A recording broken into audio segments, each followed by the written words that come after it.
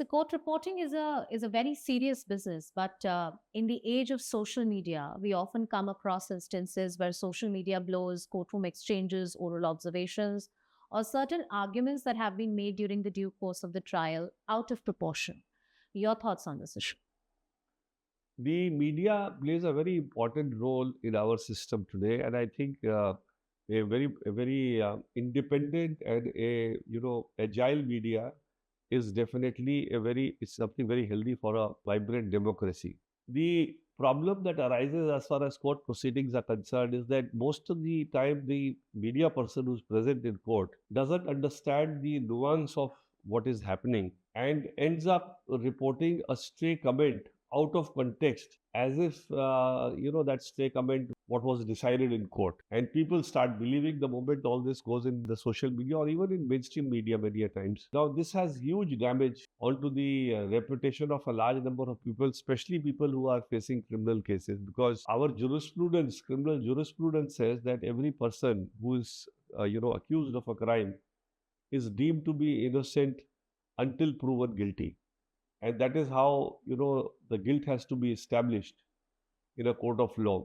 Now when a person is being tried for, or a pre-trial hearing is going on either for bail or for quashing or for any other issue concerning an under trial, what the judges say or what is being argued is actually not something which can be said to be of having any conclusive value for the purpose of any reporting. The reporting ideally should be only of whether bail was granted or not granted, or whether quashing was done or not done, rather than commenting on what was the judge's reaction when a particular argument was made, because that actually is media trial. I feel that media should be very responsible in reporting something like this. I remember once when there was a Supreme Court function, I remember, and the morning paper had read as if some judge of the Supreme Court had said something very disparaging against the Indian Army. And fortunately, I got an opportunity. There was a function in the Supreme Court, and I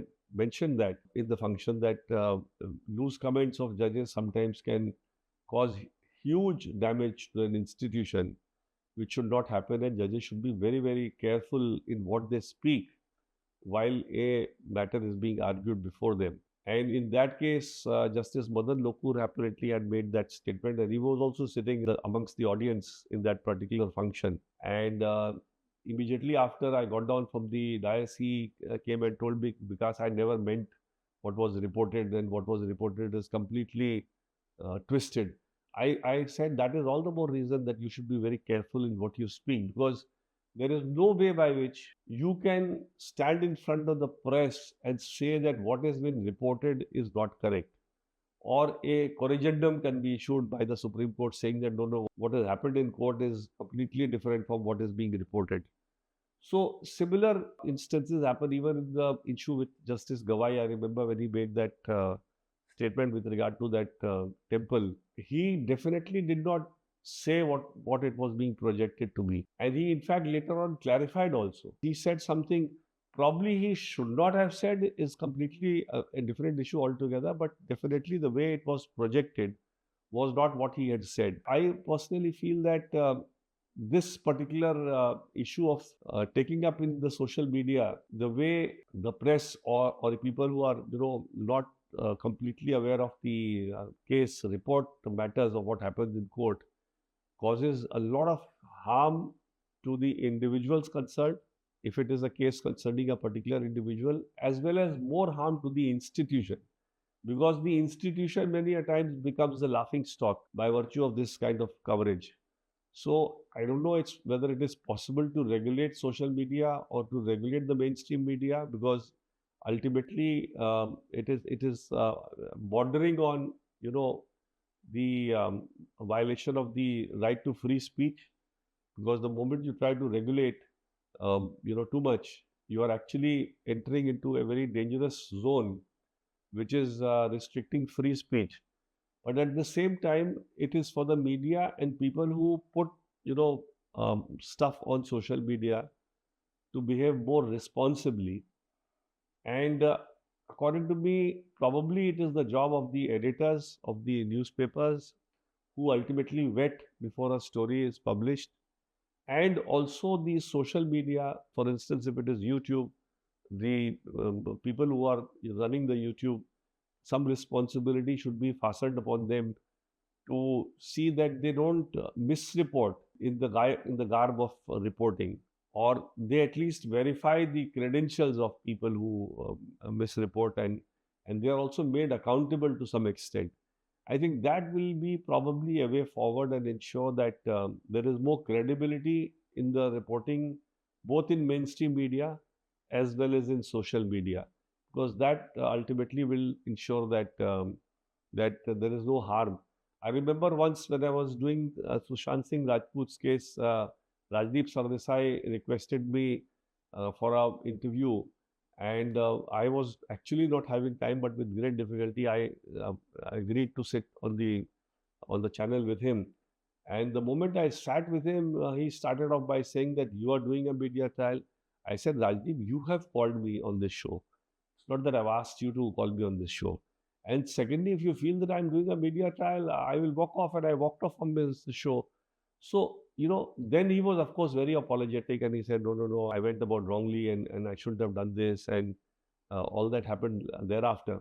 But you can't, it's the media which has to be responsible in ensuring that they don't end up doing media trial, because if you are wanting somebody to come on a show and discuss a particular case, then who is doing the media trial? The media is doing the trial. And I would feel that the media should be very circumspect as far as, calling people with regard to commenting on that case.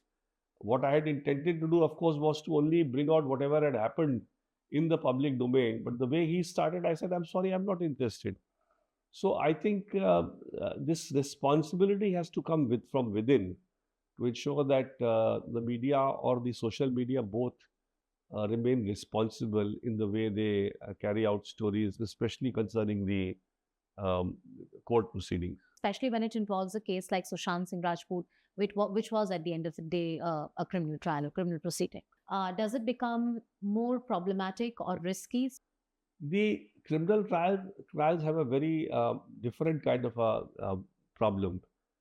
In a criminal trial, if a person is falsely accused of a crime, and if the media covers it, excessively, he's made a villain in the entire system.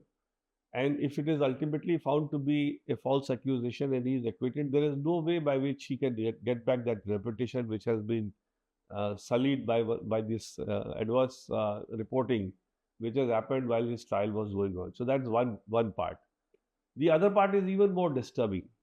I remember I was the special prosecutor in Abu Salim, and when I used to go to P. Cesari for his trial, 30, 40 media persons were there always to cover Abu Salim.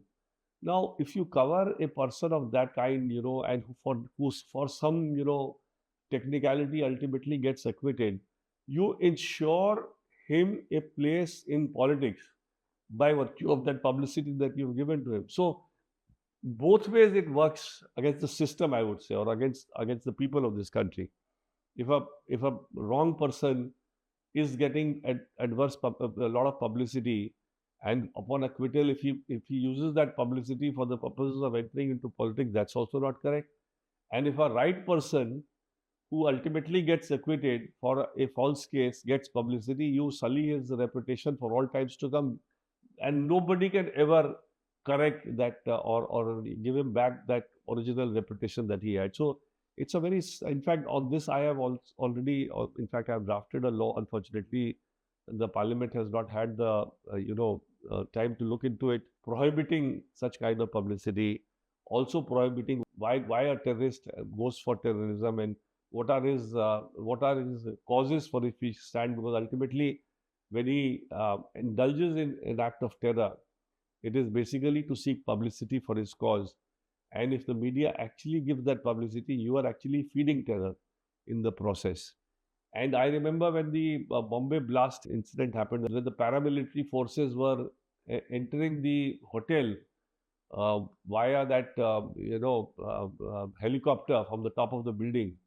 Media persons were covering that also, shooting that also, and if the If the terrorists were in touch with their handlers, they would be knowing that the security people are entering the building from the top. Now, this kind of restraint has to come from the media from within, and if it is not coming from within, it has to be stopped by law, which is what the law that I have drafted is all about. But unfortunately, nobody has had the time. In spite of my sending this to the Prime Minister and to the Home Minister, this law has not seen the light of the day.